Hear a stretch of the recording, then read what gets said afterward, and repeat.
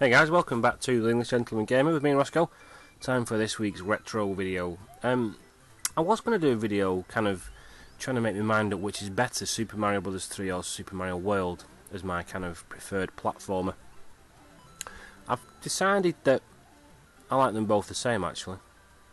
There are, obviously there's, visual differences and sound differences based on the fact that, the NES was quarter the power of the Super Nintendo, because the Super Nintendo had a few, not just the basic 16-bit chip, or was it two 8-bits put together. It had extra horsepower for certain things, like it had a Philips programmed audio chip and stuff to give near CD quality sound and stuff. So the Super Nintendo obviously has fucked up getting that life there on Super Mario Bros. 3 on the left hand side. I did try and line these up as best I could. It wasn't very easy actually in Premiere Pro, putting the two videos next to each other, and it seems to take forever to encode it together, or turn it into a single file. It took forever with processing. That's the word I was looking for. I've put much more time into Super Mario Bros. World. Super Mario World, mainly because I've never owned an actual Nintendo. That's not true. I never owned one when they came out. I got a Super Nintendo about a year old and put considerable time into Super Mario World because I got that in Super R-Type, which I never really liked. I'm crap at shooting games. I did buy a Nintendo off a colleague from work. I only ever got it to work once. I think I got Duck Hunt and Super Mario Brothers on a disc and a gun and stuff, but for one reason or another, I got round to playing it once and then left it alone really. So I do actually own a legit copy of Mario Bros. 3 on my Wii. I thought I was going to get killed down Super Mario 3, getting squashed. I do own a legit copy. This is obviously an emulator where much easier to record than trying to record off the Wii, which is difficult. And that's, to be honest, I think Mario Bros. 3 doesn't record properly on the Wii. Not through the thing I have anyway. Anyway, I digress. So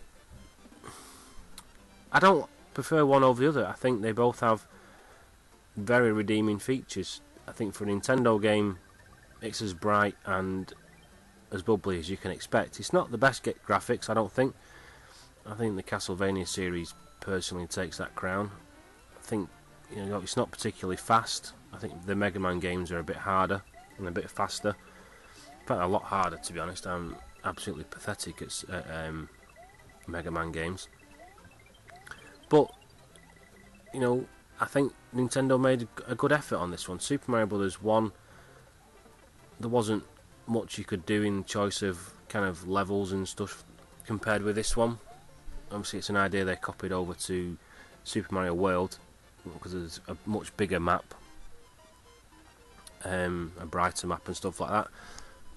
But I think both games do a better than average job in terms of graphics and sound. Again, the Castlevania games spring to mind as examples of absolutely milking the bejesus out of the graphics and the sound, but gameplay wise they're difficult to beat. I do hate these, what do they call it, inexorable scrolling levels. I know as a fan of a platform game you shouldn't really hate them because they're pretty much a staple of the genre, but I do dislike them. There's one particular, it's not quite as bad, there's one level, although you can't really call it a level because I don't think there's actually any ground in the level, but and then is it Star World or something in Super Mario World, and you've got to use these helium balloons to float along. God, that's fucking annoying. In fact, I only ever completed that level when I was drunk because as a sober player I just got that frustrated with it. I was just chucking the joypad around. But I like what Nintendo have done with Super Mario Bros. 3. It's not, I just thought it was a Hail Mary if I jumped there on the left. It's not considered a classic for no reason. There's a lot to do. There's a lot to find. You've already seen me get one of the warp whistles. As far as the secrets go in Super Mario World, I don't remember being that many. And I've put more time in it, and yet there's more secrets in Super Mario Bros. 3, to be honest. Star World isn't particularly secret. It's kind of alluded to on the map, and a couple of the kind of secondary end of level things you've got to find, like breaking through them ribbons, aren't too difficult to find. I have to say a couple of them are a proper pain in the backside. There's one I remember you have to fly under one and like kind of time it so that when you're swooping back up, you kind of swoop underneath the proper exit to find the secret one, which is a proper pain in the backside. But you know, I have got all 96 stars, or I did in the past. I can't actually record off my Super Nintendo, one because I don't have the capability to record from that, is it composite, whatever output it is, and secondly, mainly because my Super Nintendo doesn't seem to want to output video at the moment. But there you go, that's another story.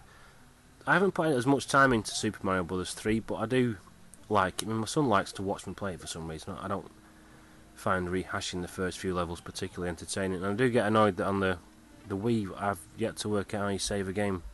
I always seem to have to start from the beginning, but I can usually get past this first one alright, although I don't do particularly well on this one. I think I end up giving up in the end and getting the warp whistle out.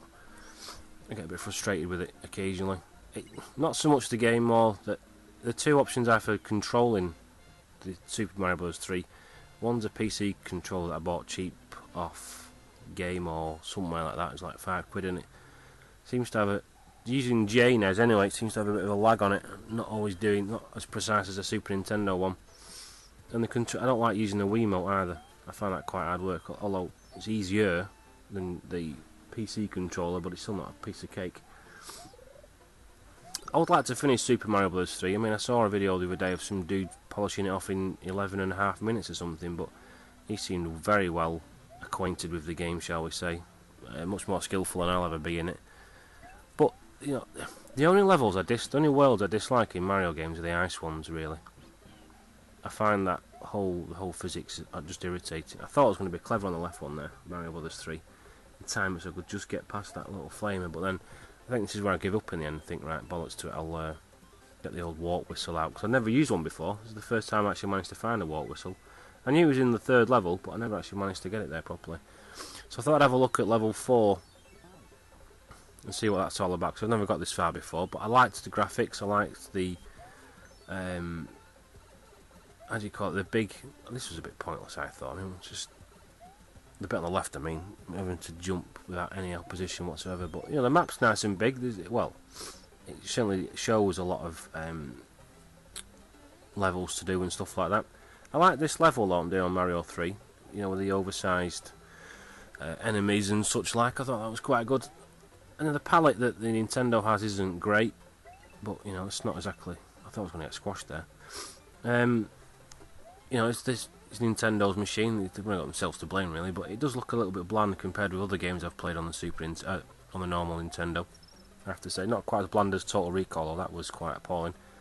But RoboCop wasn't too bad in terms of palette, but you know, it's not a bad job. It does the job they need to do, and at the end of the day, it's the gameplay that matters. So I would rate Mario 3 as highly as I would Super Mario World, but you know, taking into account, giving them some slack based on the restrictions or limits, whatever you want to call them, of the hardware, I think they're both excellent and both worthy of your time.